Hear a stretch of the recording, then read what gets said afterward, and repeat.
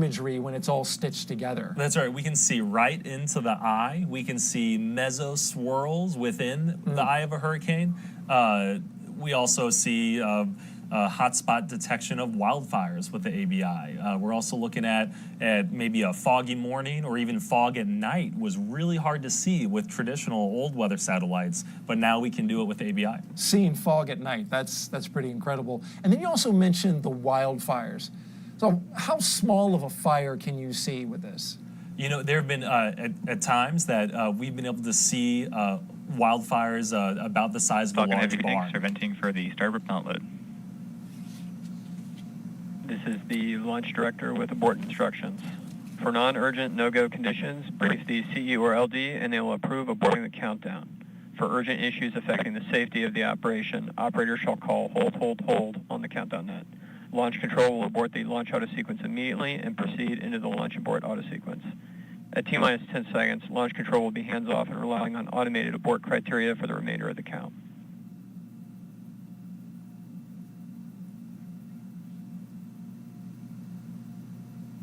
All right, there you heard the SpaceX launch director holding his pole and getting everything moving towards propellant. So, but just to wrap the thought there on wildfires, I mean, you can see pretty small fires, and that allows you to contact emergency managers. That's right, and often, especially for rural fires or deep in the forest, we often have fire detection from the ABI before local 911 calls. How about that? That's amazing.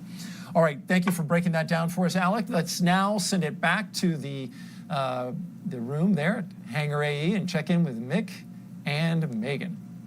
Hey, thank you guys so much. Yes, we are expecting to begin tanking this rocket in about 38 seconds from now. We're targeting T-minus 50 minutes for the beginning of propellant load of the Falcon Heavy rocket. Yeah, we'll start flowing RP1 into the first stage, getting some rocket propellant number 1 or high-grade kerosene on board of all 3 boosters at the exact same time, filling them pretty quickly, and then we'll hear a call out later for LOX load, where we start putting liquid oxygen into the first stage boosters also. So this will be a moment where we have set our T0 for 5:26 p.m. tonight. This will confirm that for us. The launch auto sequence has started.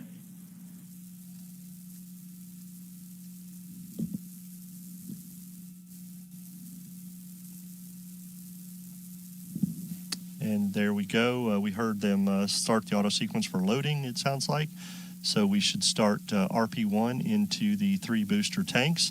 And we are seeing the telemetry on the rocket with the valves starting to fuel the 3 first core boosters.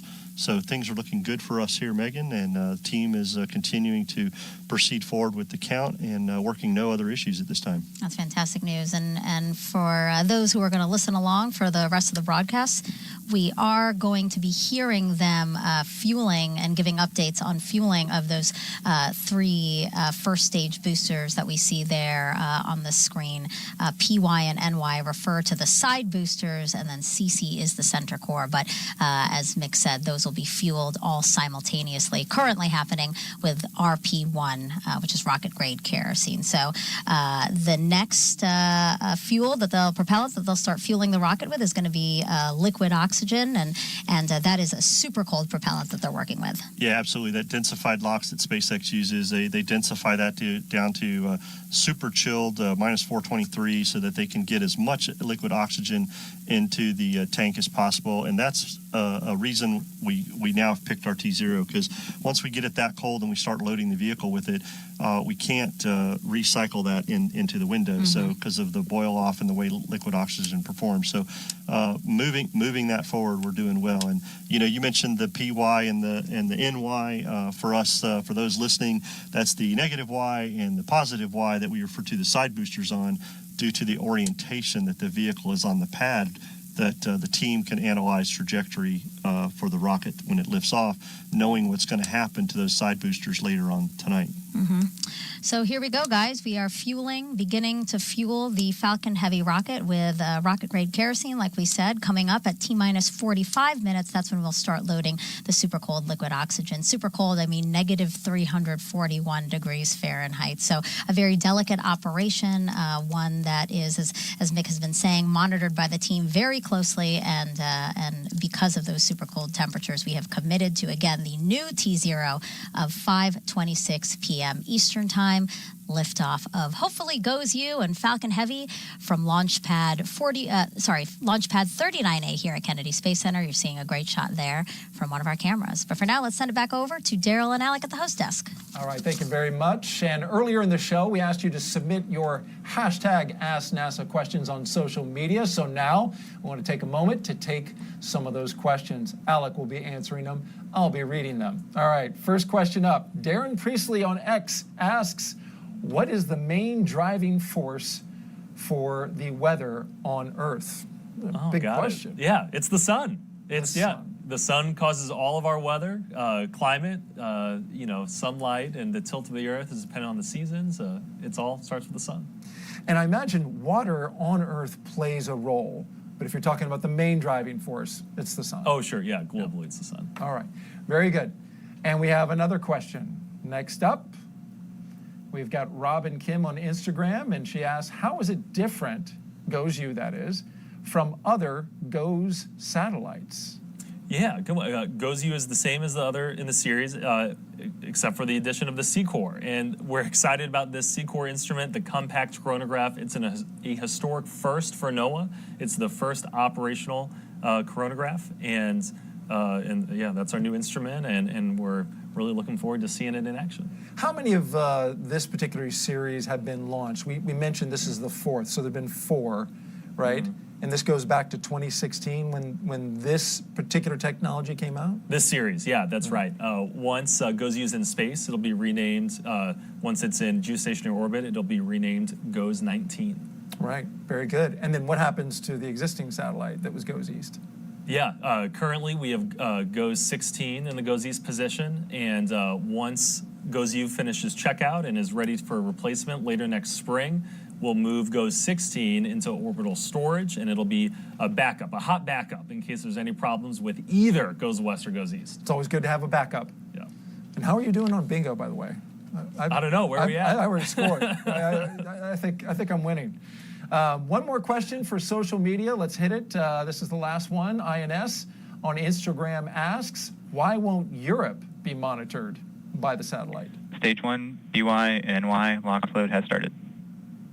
And those are the boosters loading LOX into the first stage boosters. Oh, let's go. Yeah, we're moving. It's happening. Yeah, this is a geostationary satellite, and so with GOES-East and GOES-West, we have complete coverage of the Western Hemisphere. It's a crucial piece of the geo ring. We have international partnerships, and so international partners have their own geostationary satellites, and they monitor other parts of the globe. All right, thank you, Alec. And it's not too late to send in more questions. Just remember, you can go to hashtag AskNASA on NASA's YouTube, Facebook, X, and Twitch platforms. All right, every rocket that launches from the Space Coast has a dedicated launch weather officer. And boy, that LWO, as they're called for short, is working hard today. That person is responsible for making the probability for go. So let's check in now with Philip Hargrove, who is with the 45th Weather Squadron's LWO, Melody Levin. Thanks, Daryl. Yes, I'm here with Melody Lovin from the 45th Weather Squadron at Cape Canaveral. Thanks for being with me. My pleasure. Awesome. So you have an extensive background in meteorology. Can you tell us what makes launch weather forecasting so unique? Absolutely. So before I was a launch weather officer with the 45th, I actually was a meteorologist with the National Weather Service. So that's kind of a general field where your job is to protect life and property, and your main goal is to really get the forecast right and to basically predict the best you can just severe weather risks and general chance of rain, temperatures, et cetera, but protection of life and property is your goal there. With being a launch weather officer, it's much more different. It's very focused exactly on the pad how things are going to play out from the pad and 10 miles out from the pad. The other thing is I'm looking for threats that would never really affect the average person. So we all know that we can't launch into thunderstorms or any existing lightning, but what I'm looking for on launch day is the risk of triggered lightning from the rocket, because we're essentially sending the rocket, we're sending a charged rod into the sky. We've done half the work for the atmosphere already to produce that lightning. So we're looking for threats that generally would not be a threat to the average person on the ground. We're looking at possible anvil, which we know we already went no-go at one point today for the detached anvil rule. So they're really kind of convoluted threats in situations where it's very unique to this field. Right, it seems pretty complex. So how does that percent go number get determined? Well, that's the key question, isn't it? So really what we do is we first diagnose the weather pattern. So we look at the situation, kind of like today, we knew we would have some light westerly flow. Normally when we have westerly flow, that's bad news for us in the afternoon, which, of course, that's when we're launching today, 5 p.m. to 7 p.m. roughly. So that's why we started with a high probability of violation. We generally, know that we're going to be above 50% because from a climatological perspective, we're likely to have thunderstorms during that time frame. And then we delve closer and we look at the finite differences today versus a general day in weather. So today we had much higher moisture than we normally do. So initially it seemed like our POV was up to 70%, but now we know locally we have a sea breeze boundary pushing inland that's helping us a little bit. So now our POV has dropped a little bit. Awesome. Thank you so much, and excited to see this GOES satellite launch. Thank you, Melody. Back to you, Daryl. All right, thank you very much, Philip and Melody. She's an LWO, as we mentioned. The LWO for the mission today is Brian Sizik, and he's been earning his paycheck today, helping SpaceX navigate the launch window. Of course, we slipped 10 minutes so that we can get a little bit better weather in the launch window. Now, GOES-U will warn us about severe weather here on Earth, but also space weather, like geomagnetic storms. And those can have implications for not only satellites and astronauts in space, but also communications, aviation, and electric power here on Earth. To improve solar weather forecasting, there's a brand new instrument called the Compact Coronagraph, or CCOR, and it's flying for the first time on GOES-U satellite. And this is a model of one. It seems like Alec brought like nearly every instrument from the satellite here. We really appreciate that. How does this thing work? Oh yeah, we got a lot to show off. This is a real life size, real life model, and it also has a door. So the front end is here, and it's pointed at the sun to image the sun. This looks like a telescope. It is a telescope. The sun's really far away, and so to get a high resolution look at the sun, the information goes to the telescope. We have a little disc there in the middle that blocks out the light from the sun itself because we are trying to see the sun's atmosphere. How does it improve solar weather forecasting? That's right. So by understanding the corona, the sun's atmosphere, we're able to better see and understand the bursts that come from the sun. A lot of plasma and radiation coming towards Earth. And so we're seeing some of that now. Yeah, CME. And so some of these explosions, when they come towards Earth, they could scramble communications, they could cause blackout. They also trigger the beautiful northern lights. And in this image that we're seeing right here, like it really starts lighting up. I mean, all of this energy coming at us. You mentioned the northern lights. We just had a pretty big solar event that lit up auroras across the country in areas that would never imagine, where you'd see northern lights. Yeah, and around the world. My friend saw the northern lights in downtown London, outside of her apartment. Wow. I had a chance to catch them in Shenandoah National Park outside D.C., and that was a really unique event. Seeing it coast to coast and down south like that was incredible. It's amazing. People here in Florida took pictures that captured it, but I didn't see it. A lot of folks didn't actually see it in the sky. So I think by the time we got down this far south, it was hard to see. Well, this is a tremendous instrument, only on GOES-U, right? That's right. And I mentioned earlier, it's a historic first for NOAA. This is the first time we've had an operational coronagraph. Our Space Weather Prediction Center in Boulder, Colorado, needs this information to issue space weather warnings. Like I mentioned earlier, space weather can affect communications, it can affect GPS, and it can impact even safe operations of satellites in space, and even astronaut safety. And the sun is the biggest, contributor to solar radiation. Of course, solar radiation, all space radiation here on Earth and low Earth orbit. But NASA managers, well, they want to plan the Artemis 2 mission. If you haven't heard about it, going back to the moon, sending astronauts back to explore areas of the moon. They will need tools to forecast the radiation that is happening there, especially as it impacts crews' health. So here's now more on how GOES-U will play a role in our Artemis Moon Minute.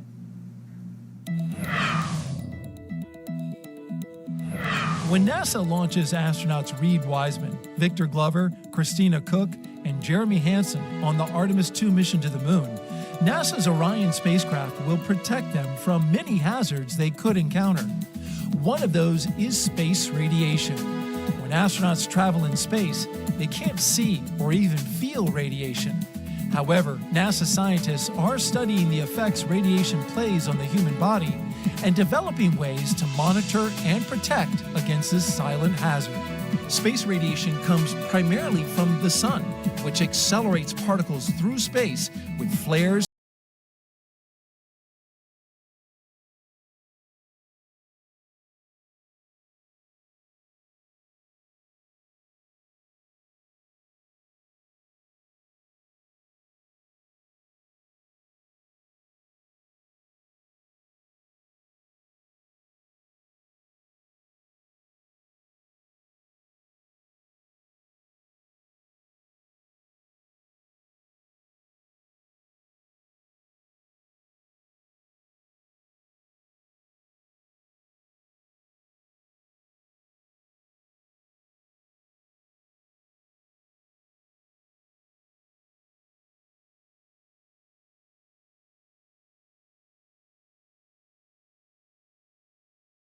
vapor at night. The GOES-E satellite captured this imagery from the Artemis 1 launch in November of 2022. Orion and the Space Launch System rocket broke through the clouds and left a hole in its wake. You see a little hole open up there? It streaked through the atmosphere, taking off there. And of course, the launch of Artemis 2, which is currently scheduled in 2025, will also be captured. That'll be captured by GOES-U after it becomes the primary satellite for GOES-East. At the top of the show, we started loading the 3 first stage boosters. Next is the second stage. So let's check back in with Megan and Mick. That's right. And in about 17 seconds, we expect SpaceX to begin loading RP-1 or rocket-grade kerosene into the rocket's second stage. And there you go. That's the call out there. So now we are loading both RP-1 and liquid oxygen into the Falcon Heavy rocket. That is correct. We got RP-1 and liquid oxygen going into the first stage 3 boosters, and we just started RP-1 in the second stage. And we see RP-1's about 50% on the 3 boosters, and liquid oxygen is roughly about 30% on the first stage. So getting ready to start that. Next thing we'll do is liquid oxygen on the second stage. So things progressing well as we head towards a 526 liftoff. And so to get RP-1 into the second stage, RP-1 has to first flow through the strong back, right? And that's that structure on the side of the rocket. Right now it's behind the rocket from this view that you're seeing, but this is the structure that provides propellants and electricity to the rocket until just before launch. And at T-minus 22 minutes, you're going to hear a call out to chill down that strong back. And Mick, that's to get it ready to load the really, really cold liquid oxygen into the second stage. Yeah, that minus 341 densified LOX that we want to start flowing up through the what we call the TE when we transport and erect the vehicle, and then call it the strong back once we're on the vehicle. We want to get those lines chilled down so that we can get that LOX into the second stage. So that's a very important step to make sure that we don't break anything and keep going with loading today. Yeah, because if you don't chill down the strong back in preparation, we could do thermal shock to the system, right? That's correct. Yeah, we don't want to do that as we load these propellants. We want to keep moving, but things are looking good, and the team is proceeding forward. All right. And so the GOES-U satellite is bound for geostationary orbit. NASA's Philip Hargrove has the complicated trajectory needed to get it there. I'm joined by LSP flight design analyst Mark Hamitz. Thanks for being here, Mark. Thanks for having me. Well, let's talk a bit about the GOES-U mission trajectory. So the G in GOES stands for geostationary. Can you explain what that means? A geostationary orbit is a circular orbit around the equator about 22,000, just over 22,000 miles in altitude above the Earth. What's unique about that number is, at that altitude, it takes 24 hours to complete one revolution around the Earth. What else happens 24 hours, one revolution? The Earth rotates on its axis in 24 hours, or 1 day. So if you pair those two up, put the satellite above a particular location over the Earth, as the Earth rotates one revolution per day, and the satellite moves at that same rate, the satellite will remain over that location over the Earth. Stationary, geostationary. In terms of what we're going to see on launch day, we don't have the performance to take it all the way to the mission orbit.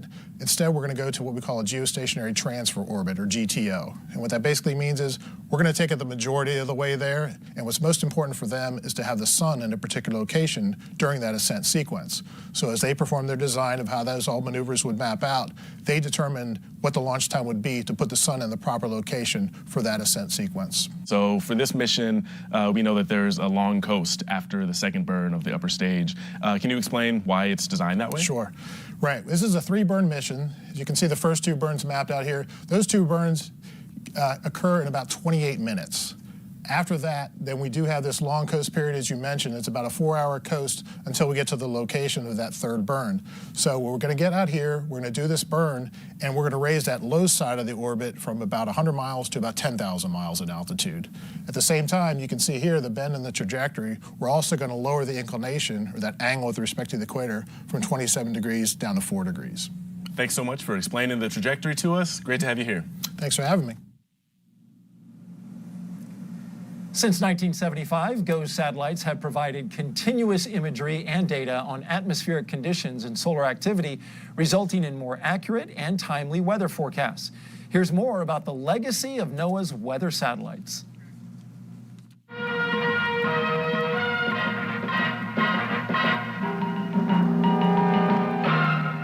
It all began back in October 1975 with the launch of NOAA's GOES-1 satellite.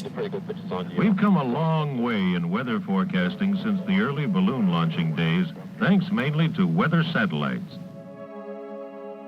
As groundbreaking as it was, it had limited capabilities and only viewed Earth about 10% of the time. By 1980, a new series of GOES satellites went into orbit. These satellites had the capability to obtain vertical profiles of temperature and moisture throughout the various layers of the atmosphere. In 1994, GOES-I was launched, and with it came significant improvements in the resolution, quantity, and continuity of GOES imagery and data, thanks to a new 3-axis method of stabilization. Once it reached orbit, it was renamed GOES-8 and gave forecasters more accurate information to pinpoint locations of storms, wildfires, and other hazards.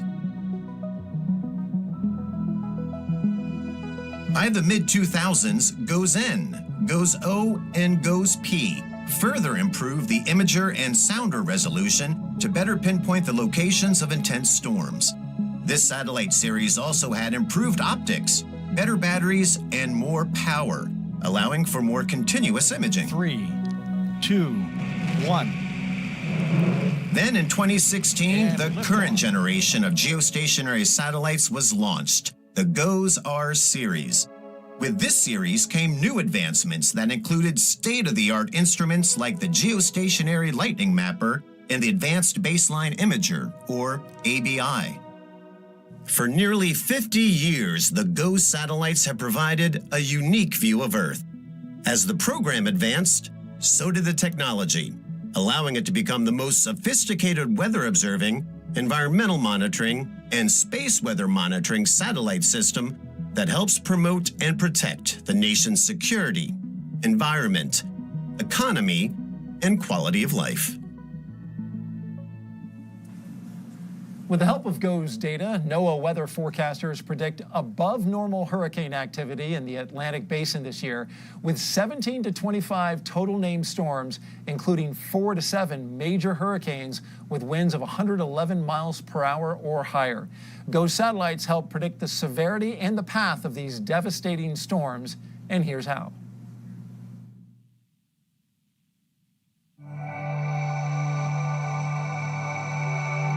So the polar orbiting satellites complement the geostationary.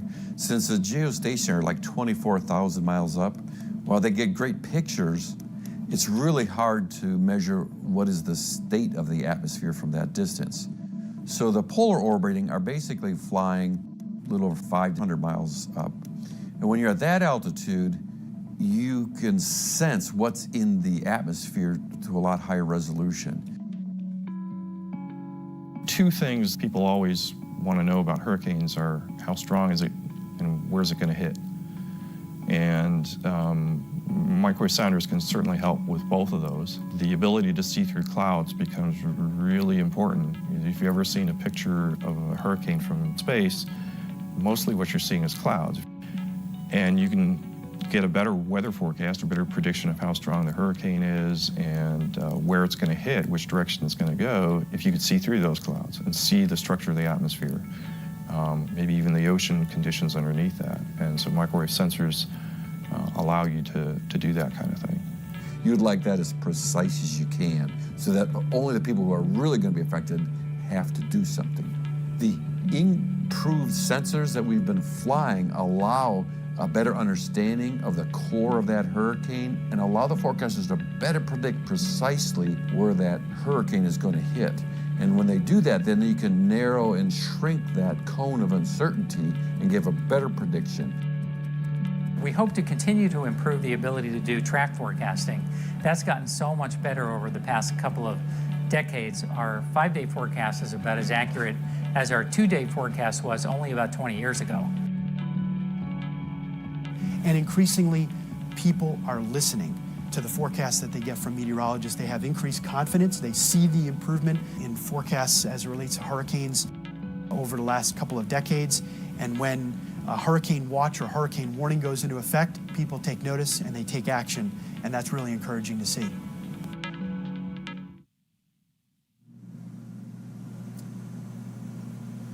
Data from weather satellites is one way NOAA tracks severe weather, but as they have other tools, they use them. And it's not a tool, but he's our guest. That was kind of a weird read there. Joining us now is Nick Underwood. He is the agency's hurricane hunter. Not a tool, a hunter. Great to have you here. What is a hurricane hunter? I mean, it sounds pretty cool.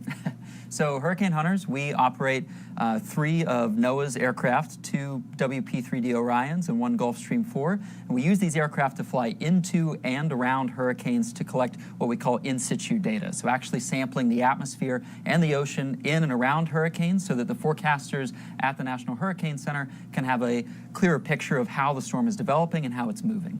So what is inside a hurricane that we need to know that we can't get from other instruments? It's that in situ data. It's the pressures, the temperatures, the humidities, the wind speed, the wind direction, the ocean sea surface temperature. All of this data we're able to collect with our aircraft as well as some of the instruments that we have on board. And all of that is vital for the forecasters. All right. You've got some amazing video that you shared with us flying in a hurricane. We want to play that now. And you kind of talk to us about what it's like to fly inside a hurricane with 150 mile per hour winds. So this video is from our WP-3D Orion. That's actually flying through Hurricane Florence in 2018. And on the P3, it's kind of like being on a wooden roller coaster that's inside of an automatic car wash. So a lot of vibration, a lot of getting bounced around, wind and rain slapping against the windows. There you are. It can certainly be a bumpy ride, yes. Our Gulfstream 4 flies up above, around, and in front of the storm to sample the high altitude atmosphere, usually at 45,000 feet. And all of this data feeds into those forecasts that you see on TV of the spaghetti plots of all the different ways a storm can go. And the better data we can collect up in the air, the more accurate those forecasts are going to be. Right there. Are you like catching some air right there? Looks like the bottom dropped out. Yes, absolutely. You can get lightning a lot in these storms. You can certainly get some hefty bumps a lot of turbulence, but it's exciting work and it's important work. And we saw the G4 here today at the shuttle landing strip. That's right. A lot of people got to check it out. You have one more tool that that you use, and that is a drone. I didn't even realize that we have a drone that's going to come flying in. Watch how this thing flies right into the set. See this? Thank you, John. Appreciate that. From There we go. Perfect. In there. I didn't realize that you guys had tools like this. What do you do with this? So this is newer technology. We've been launching these out of our P3 Orion the last couple of years, and so these are able to get down to altitudes that we can't safely get to in our aircraft. When we're flying through a hurricane, we won't fly below 5,000 feet, but these can get down to as low as 30 feet off of the ocean surface into what we call the boundary layer. That's where the ocean and the atmosphere are really interacting. It's where all of that energy is really flowing up into the storm, and so this can get us high-resolution data at really low altitudes that we really can't get any other way. How do they hold up? I mean, these are the most violent storms on Earth, and how does this guy do? So typically these we'll drop these in the eye where it's calmer. They can work their way into the eye wall, and when they do that, they tend to just follow the wind. So they're not trying to fight against the storm, they're just going with it. I was about to say, I mean, that's amazing that they can hang in there for that long to get back data. You're a former, well, you're still a meteorologist. Do you recall using data like this, and how would you work it into a forecast? Oh, anytime there's a landfall hurricane coming towards the U.S., we have the hurricane hunters up 24/7. We're tracking every observation, every pass. They're seeing the real-time changes, right? There's no other way to get it. Absolutely. So what's the craziest hurricane hunting story you can tell us, Nick?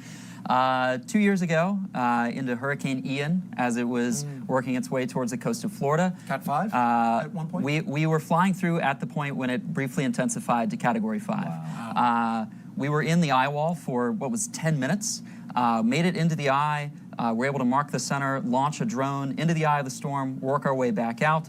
That flight was the bumpiest I've been on in the 8 years that I've been doing this. What about the lightning? Could you see it while you were in the eye wall? Lots of lightning. I think there were over like 1,000 lightning strikes in the eye wall over the course of a couple of hours there.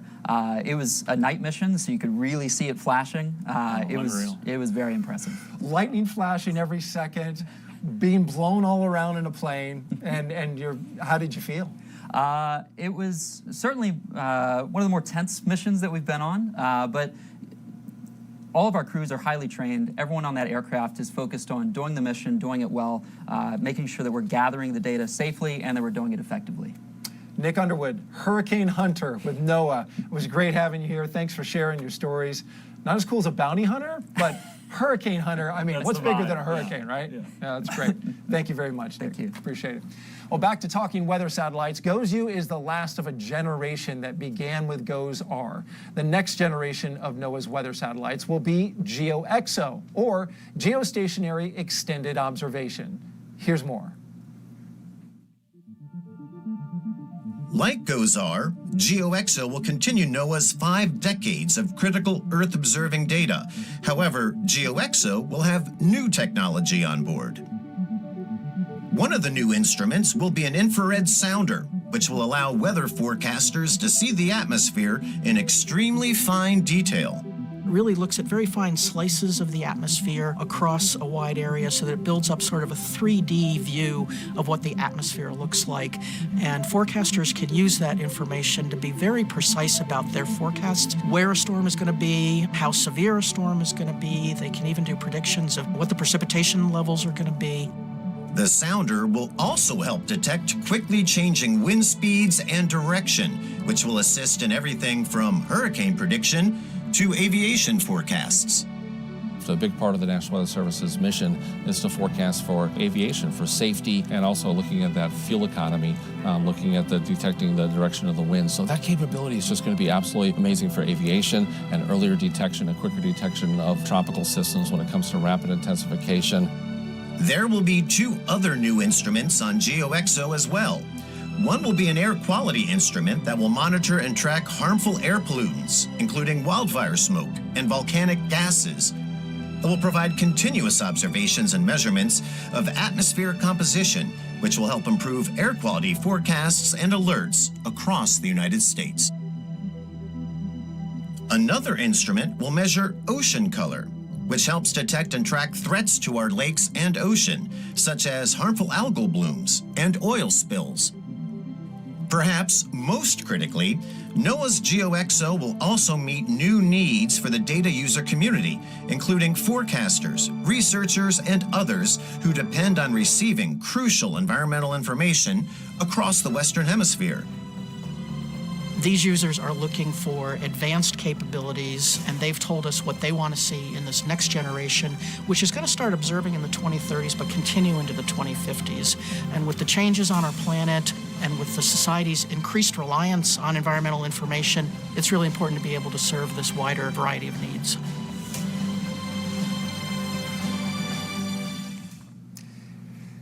GOES use 7 instruments will gather data that can help forecasters in many different ways. For more on that, let's go back now to NASA's Philip Hargrove.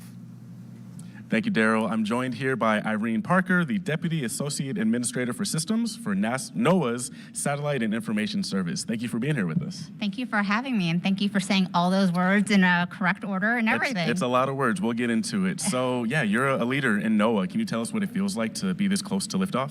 I'll be honest, it is extremely exciting. This is my second GOES launch, but my third launch ever, and the excitement doesn't stop. I am so looking forward to the Falcon Heavy and feeling the rumble.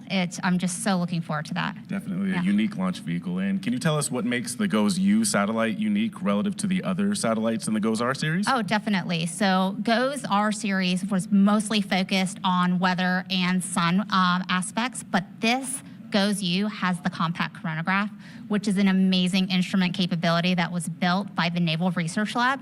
And what it basically does is it's going to look at the sun and it's going to be able to see a coronal mass injection. And a scientist basically explained to me what that was in like really simple terms. He's like, Irene, think of it as the sun burping up a whole lot of plasma, a lot of gas, and it's coming straight at you.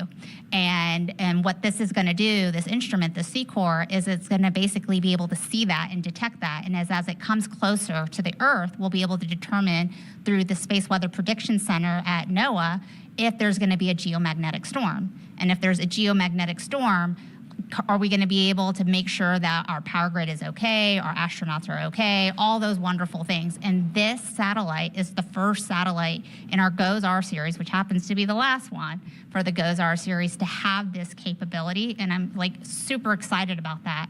But what's amazing is this is just opening the door for us to do more extended observations in the future GEO series for GeoXO.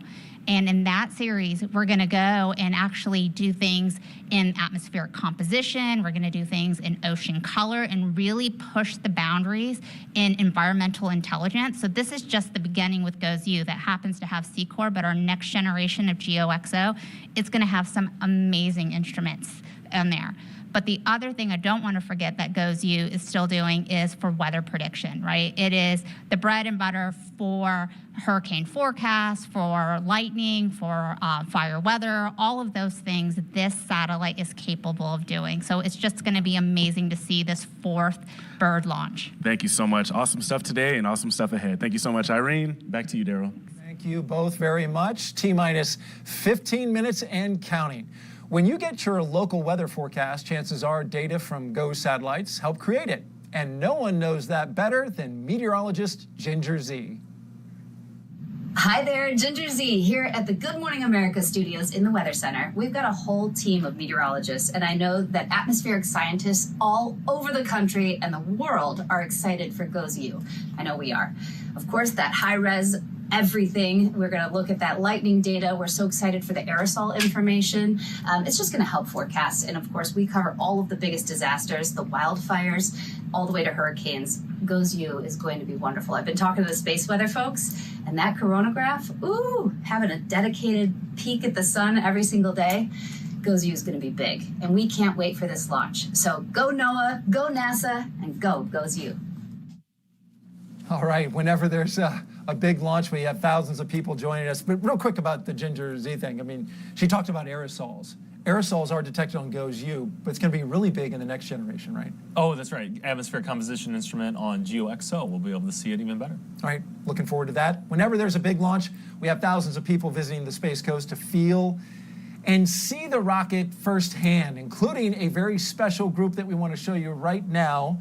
A special group, there they are, about 80 middle school students. How are they doing? Giving us a big old wave there. They're here as part of the Students to Launch initiative, and they got a lot of energy. This is in partnership with NASA. These middle school students have traveled from all over the country to see today's launch, including as far north as New York and Maine, as far west as Nebraska and North Dakota, and south to Texas. Students to Launch educates and inspires students across the U.S. to understand the challenges and objectives of spaceflight missions, which can sometimes lead to careers in aerospace and astronautics. And that has to be one of the most enthusiastic groups I've ever seen at launch. No, they were at my hotel this morning. Oh, they were? Very excited. Yeah, breakfast was a blast. And so are you excited? Oh, yeah, we're getting close. I can't believe it. T-minus 13 minutes, just under 13 minutes and counting. There you see the rocket there. We've got a little bit of time to take a few more social questions. So let's pop one of those up now. You've been doing a great job, Alec, answering all of those. The question is, coming from Space Gal, why the U in the GOES U name? Oh, on the grounds, the sequence that we name them is letters. So we've had the GOES R series has had GOES R, S, T. Now we're at U. And so once it reaches geostationary orbit, it'll be renamed GOES 19. It's just part of the nomenclature about how you name it on the ground and what happens to it when it goes into space. Yeah. And we have a few more questions to get answered here as we look and watch the Falcon Heavy on the pad there, getting ready to go from Launch Pad 39A. It's cooking. Yep. That's that LOX that's condensing the warm air in the atmosphere. All right, so we have Samuelo asks, how long will this spacecraft be in operation? Okay, so the operational life is 10 years. We expect performance longer than that. It's planned for a period of on-orbit storage, and so we should have 15 years of use, but really we expect it to be even a little bit longer than that as long as fuel usage goes okay. It was fascinating. I heard in the press conference yesterday, they said that additional performance comes from the fact that that Falcon Heavy right there has a lot of performance in it for this satellite, so it can stretch it out another 5 years, as you mentioned. That's right. It'll save us. It could save us a lot of life, and yeah, we will still have our GOES R series satellites well into the 2030s.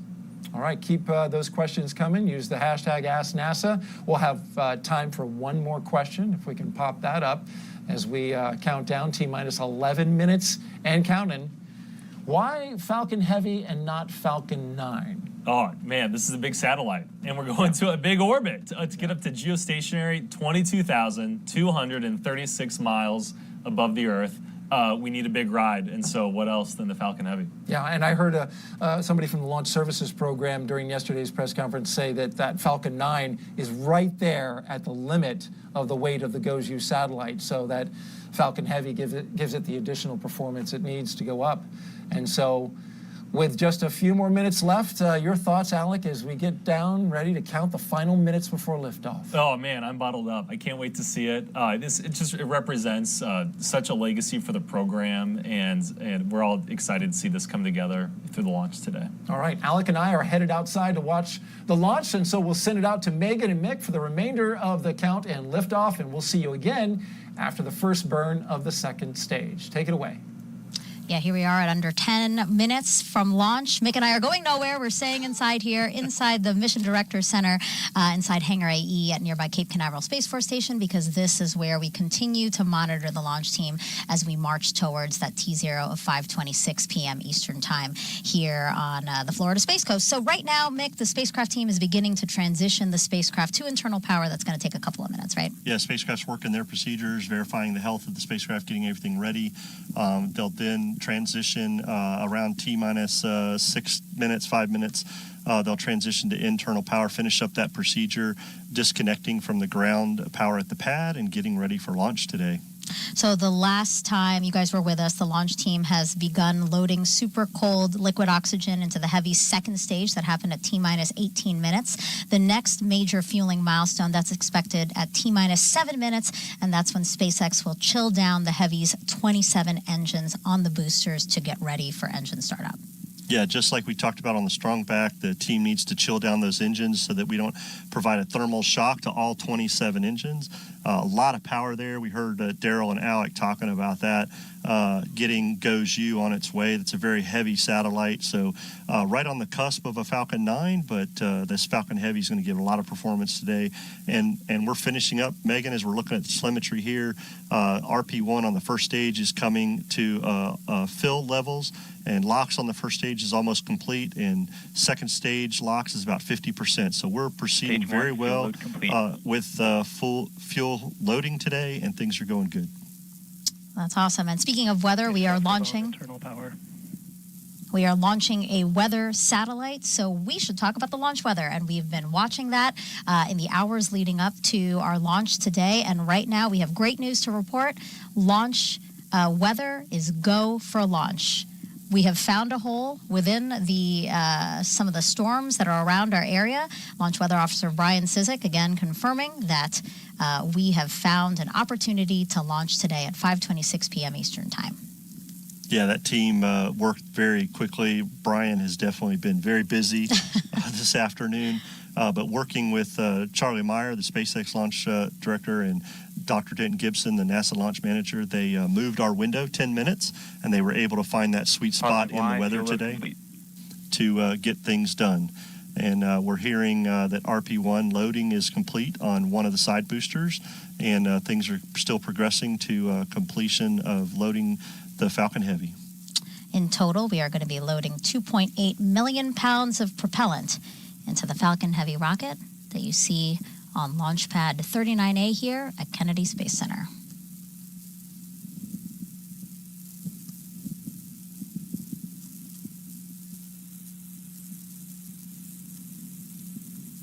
Again, so far we've heard call-outs that RP1 loading has been completed in the center booster as well as one of the side boosters. We expect to hear a call-out that the third and final booster will be completed for fueling of RP1. Yep, the team's still progressing, looking at the telemetry on the launch vehicle. Things are progressing very well. The data Negative Y, fuel load complete. And there we hear the negative Y, fuel load complete. So two side boosters and center core are complete with RP1, and they're finishing off liquid oxygen tanking into those three boosters. We should hear that here shortly, that LOX load will be complete as the spacecraft gets ready to go on internal power and continues processing their GOES-U satellite.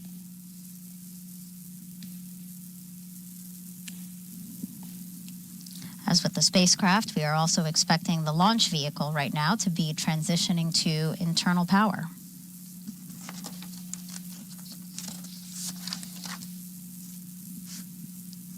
Again, we are launching GOES-U today, the fourth and final weather satellite in the National Oceanic and Atmospheric Administration's GOES-R series of satellites.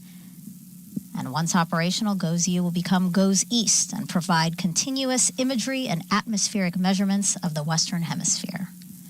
It will monitor weather and environmental conditions in near real time, which is really critical for weather forecasting and severe storm tracking. T-minus 5 minutes and 10 seconds to liftoff.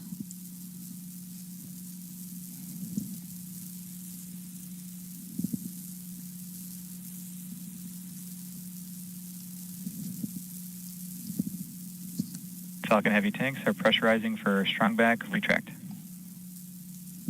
There we hear the tanks being pressurized for retract, that strong back or transport erector as we use to transport out. The strong back will begin retracting here shortly, and what you will see at the top of the vehicle is those arms that are around the just below the payload fairing will open up, and once those open up, blower has started. The strong back will then tip back slightly a few degrees, getting ready for launch this morning. And then as liftoff occurs, the strong back will fall back a little more to get out of the way as the Falcon Heavy leaves Launch Complex 39A. Next up, NASA launch manager's go, no go poll, the final check to make sure the NASA team is ready for a launch that's expected in 5 seconds. NLM, it's the LD on the NLM net with a final status check. LD, everything's looking good on our end. Copy that, thank you. Thumbs up from NASA, again, confirming that weather, right, was the big watch item, and that is not a constraint to launch right now. Yep, the team has looked at all the data. Things continue to progress very well. Weather looks really good out there. NY and lock load countdown 1. Dr. Gibson says things are good. NASA is go for launch. There we hear the final go for launch from Dr. Denton Gibson on the countdown net, and LOX load on one of the side boosters. There we hear the second call for LOX load complete on the 2 side boosters. LOX load is finishing up in the center core of the first stage booster, and then finishing up as we get down close to T0, the LOX load on second stage. So things progressing very well, Megan. I do want to mention that Dr. Denton Gibson, this is his first launch as launch manager. Yes, very happy to have him there. He has been doing very well as he stepped into the NOM position from his mission management position, and very happy to have him on console today as our launch manager for the GOES-U mission. Stage 1, LOX load complete. And there we hear the call out for stage 1. All 3 boosters now have RP1 and LOX on board, so we are just waiting for the remaining LOX to fill into the second stage LOX tank, and Falcon Heavy will be tanked and ready for launch. And we expect them to finish fueling the second stage with liquid oxygen in about 20 seconds.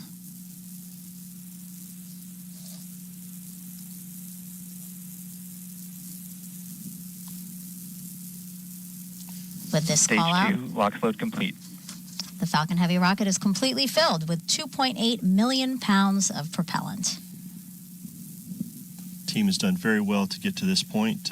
We are so happy of everything's going, and as you can see on the screen right there, weather outside at Launch Complex 39 looks very good. We're about 1 minute and 50 seconds from launch, and the team's progressing down to get the flight computer ready to take over the launch vehicle. As you see there, Megan, the liquid oxygen being vented out, the plume from the humidity here in Florida. We get to see that. Looks like it breathes, and we just heard the call out for ground gas closeouts, which is finalizing and venting the ground lines that fill the pressure vessels in the Falcon Heavy, so that they're closing off all the ground connections, turning everything over to internal, getting the Falcon Heavy ready for liftoff. And in a few seconds, we will arm the flight termination system, and Falcon will be in startup.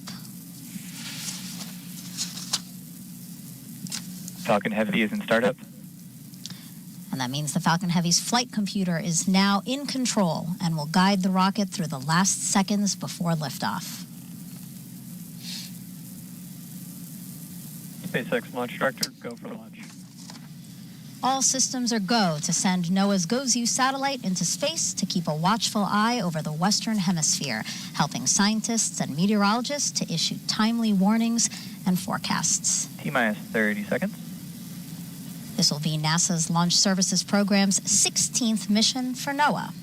Great partnership over the years we've had. Looking forward to this launch. 15 seconds. And here we go. 10. T-minus 10. 9. 8. 7. 6. 5. 4. 3. 2. 1.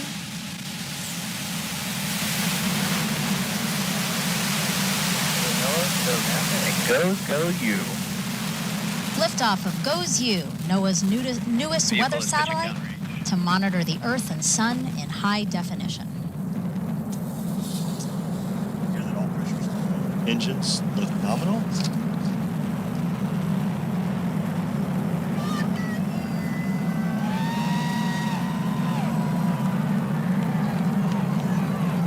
Things looking good as you see the Falcon Heavy soaring towards the heavens. All 27 engines powerfully lifting GOES-U on its trajectory and ascent into space. A beautiful shot as we track telemetry nominal. The rocket from the ground here. The rocket is now powering down for max Q. Max Q is the moment of maximum dynamic pressure on the rocket. Max Q expected at 1 minute 7 seconds. The vehicle is now supersonic. Falcon Heavy is supersonic. traveling faster than the speed of sound. Max Q. There we heard the call for max Q, maximum dynamic pressure on the Falcon Heavy. Vehicle still performs very well. All data looks nominal.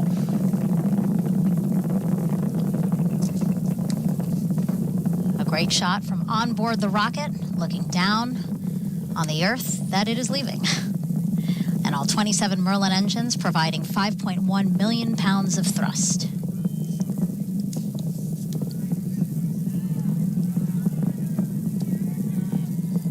Coming up at T plus 2 minutes and 28 seconds, the side boosters are going to shut off while the center core will continue on. Wow, what a shot there of, again, all 27 Merlin engines firing off 5.1 million pounds of thrust. The side booster cutoff will be referred to as BECO. We'll hear that call out. And then when the center core shuts off later in flight, we'll hear that called as main engine cutoff, or MECO. Side boosters are all boosters are performing nominally. Everything's looking good with the 27 Merlin engines.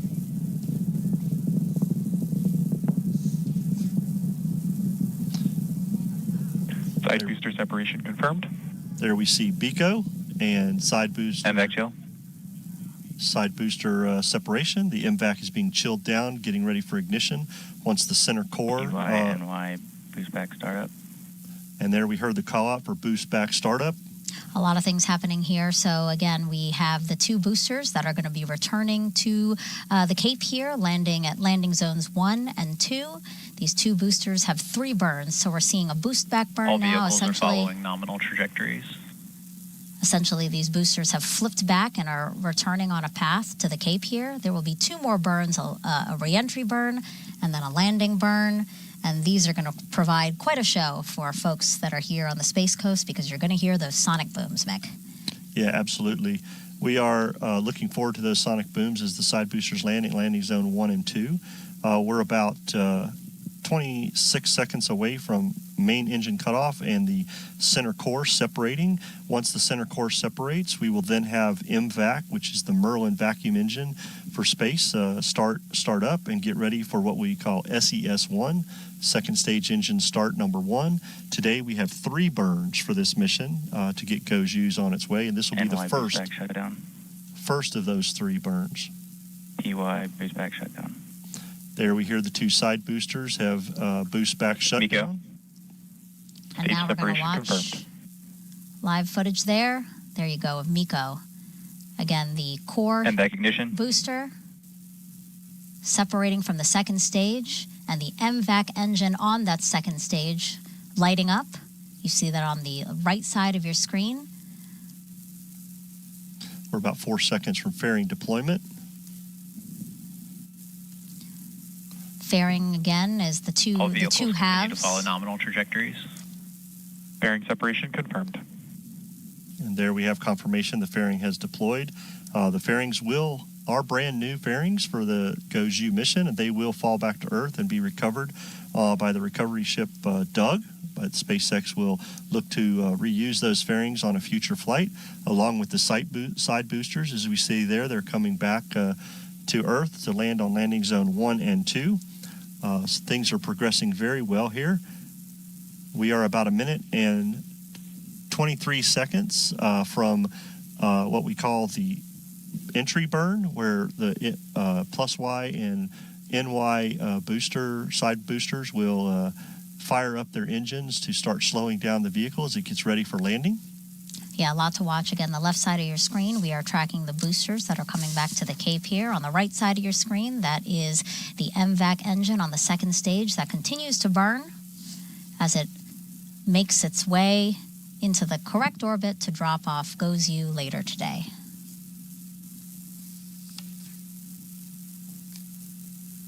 Stage 1 FTS is saved. There we hear the autonomous flight termination system was saved as it returns back to Earth, making sure the vehicle is in a proper configuration for landing. The second stage is currently taking GOES across the Atlantic towards southern Africa. And this is the first time, actually, a GOES satellite is launching on a Falcon Heavy. Only the second time NASA's Launch Services Program is using a Falcon Heavy. Yeah, we launched our first Falcon Heavy with SpaceX back in October of 23 with the Psyche mission. And the side boosters actually that we used on the Psyche mission will be used for our future mission, Europa Clipper, this October. So brand new hardware today for GOES-U, and everything looks like it's performing very well. All the telemetry, everything looks nominal for the flight so far today. Yeah, those who typically watch our launch broadcasts. Entry burn startup. There we heard the call out for entry burn startup. The vehicles are slowing. You can imagine this as a brake on your car where it starts slowing the boosters back down very quickly as they entry burn shut down. And there we hear the shutdown as the boosters have slowed down. Next thing we will see is the landing burn. PYNY FTS is saved At landing zone 1 and 2. Beautiful All imagery vehicles again. continue to follow nominal trajectories. From the ground as we track those boosters make their way back to the Cape. We saw some birds fly into the camera's view as well. Everybody wants to see the landing of Exactly. the side boosters. As we said earlier, Megan, the landing will be exciting for a lot of people to see. Getting 2 side boosters coming back to landing zone 1 and 2, we will get those sonic booms. I know that you here in the MDC, we will get some. PYNY transonic. We will Stage get 2 FTS is saved. We will get some loud shaking right here in the Mission Director Center. I know a lot of people right here in Brevard will be excited when they hear the sonic booms. PYNY landing burn. Landing burns just Stage started 2 up. terminal guidance. Wow, look at that. As it guides its way back down. Woo! Just heard the 2 sonic booms here in the room. PYNY landing light deploy. Our monitors that. shaking That as we looks watch amazing. these 2 That is boosters just land. awesome to see the 2 side boosters choreograph their way down to landing zone 1 and 2. PYNY landing confirmed. We have successful landing of the 2 side boosters. Everybody looks great on the landing zone 1 and 2 as MVAC continues its mission with this first burn. And there we heard the call out for SECO, which is SECO 1, second stage engine cutoff for this first burn. And things look very Nominal good. The orbit trajectory looks, we hear the call out there that nominal orbit insertion, everything looks great on the second stage performance for this first burn, Megan. Yeah, and what you're looking at now, everyone on your screen, is the trajectory for the second stage of the Falcon Heavy with GOES-U. So again, it's making its way across the Atlantic towards southern Africa. This was the first of 3 burns for the second stage. The second stage will now coast for about 18 minutes before reigniting for its second burn. And if you look at the bottom of your screen there, we have a progress bar full of our milestones that we're covering during this live launch broadcast. And SES-2, that is that second burn we are talking about that will happen in, again, about 18 minutes from now. So, Mick, as you said, so far, so good. Really exciting launch. Very exciting launch, and we got through that weather, and GOES-U's on its way. Yeah, very dramatic and appropriate weather. Absolutely. As we and the launch team navigated that to see us lift off from the Space Coast at 5:26 p.m. Eastern Time. Again, we'll be with you for some of the milestones that you see on the bottom of your screen. But for now, let's turn it back to the host desk. Daryl and Alec, take it away. All right, thank you very much. If you're just joining us, welcome live to the Kennedy Space Center in Florida, where we just saw GOES-U launch from right here at the Kennedy Space Center from Launch Complex 39A. I'm with Alec Krautman, who is from NOAA. I am with NASA, and this was a heck of a launch. We watched it out there together. It was interesting. I mean, that rumble and that roar. What did you think? Oh, man, what a view. How did we get this weather window? It was outstanding. It was beautiful out there. It was fascinating. You made the point to show me, like, look behind you. Here's these massive clouds that have accumulated behind us, far enough off to the west. But then as we looked to the east, it was totally clear. Saw the thing go up the whole way. Yeah, it's rocking and rolling in New Orlando, but we were all good here. I tell you, you got to love Florida. Appreciate them holding off those storms long enough to get this thing going. Well, now the satellite is surviving the rigors of riding a rocket into space now, but we've got a long way to go, Alec. There's a lot more to do. We've got another short burn and then a long coast phase before we have separation. And then a NOAA team will start commissioning the satellite. So as we jump ahead in the timeline, what all does that involve? Yeah, so these satellites will be operated out of our NOAA Satellite Operations Facility in Suitland, Maryland. And over the next several months, they'll be, first of all, letting the satellite do outgassing for a period of time, and then calibration and validating and checking out the instruments. And then we'll see first light with the various instruments later this fall. All right, looking forward to that. And we'll keep chugging along here on our broadcast. In 2021, people living in southeast Louisiana were hit with catastrophic damage from Hurricane Ida. But there was fair warning of what was coming, thanks in part to high advanced resolution imagery from GOES satellites. Here's a closer look. Hurricane Ida will long be remembered for its destructive, deadly path that stretched from Louisiana to the northeast. For meteorologists at NOAA's National Hurricane Center in Miami, NOAA's GOES 16 satellite provided the advanced high-resolution imagery for closely tracking Ida and developing accurate forecasts from start to finish. We did see in the GOES imagery the development of that low-level center that allowed us to go ahead and call that a tropical cyclone. But for Hurricane Ida, it was a case of there being more than meets the eye, literally. Within the eye of Ida, GOES 16's advanced baseline imager saw 4 mesovortices. A mesovortex is a small-scale rotation in the eye wall of a tropical cyclone, and it can be a telltale sign that a storm is getting better organized and intensifying.